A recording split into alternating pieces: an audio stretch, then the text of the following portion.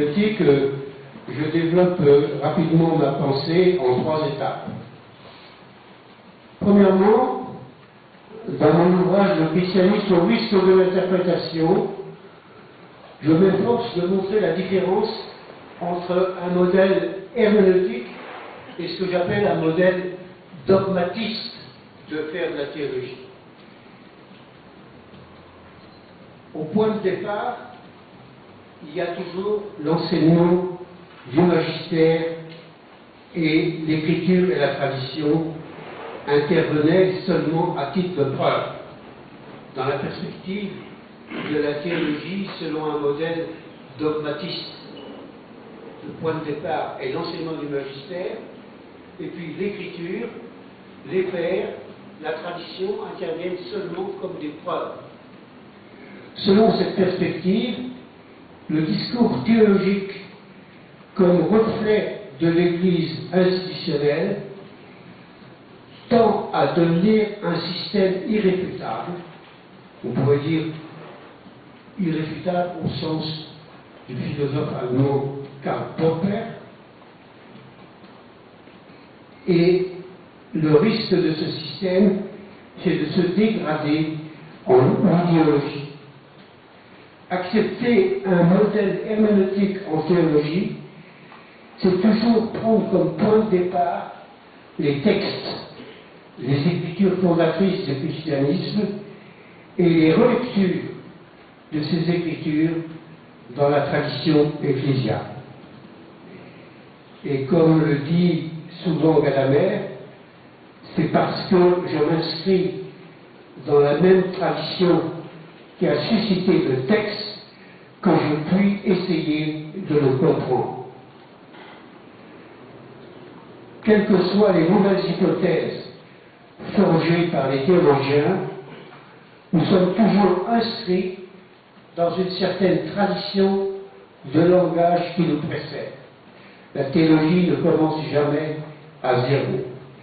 Mais en déchiffrant la longue tradition textuelle du christianisme, le théologien cherche à retrouver l'expérience fondamentale d'un salut offert par Dieu en Jésus-Christ.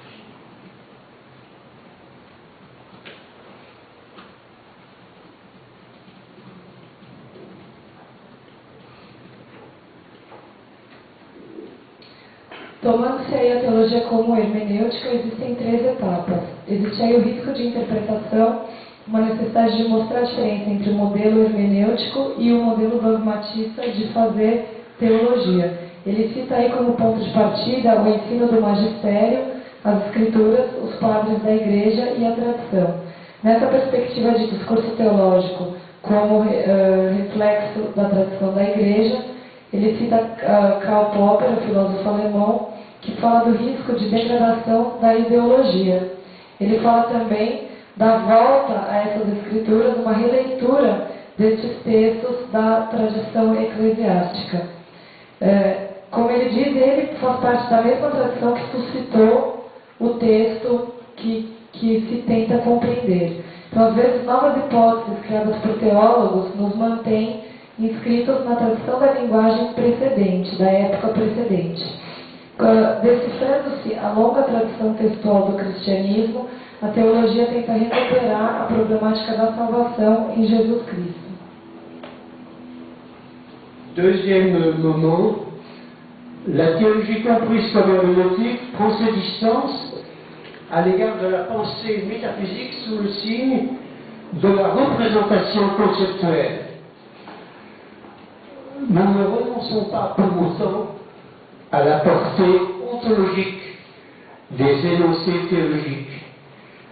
S'il est vrai qu'aujourd'hui la raison est entrée dans son âge herméneutique, il est permis alors d'identifier la raison théologique avec un comprendre historique au sens de Heidegger, c'est-à-dire un acte, non pas un acte de la connaissance objective, de la connaissance noétique, selon le schéma d'un sujet et d'un objet, mais la connaissance comme un existentiel ou un mode d'être, en particulier un mode d'être où il n'y a pas de connaissance du passé, sans précompréhension et sans interprétation vivante de soi.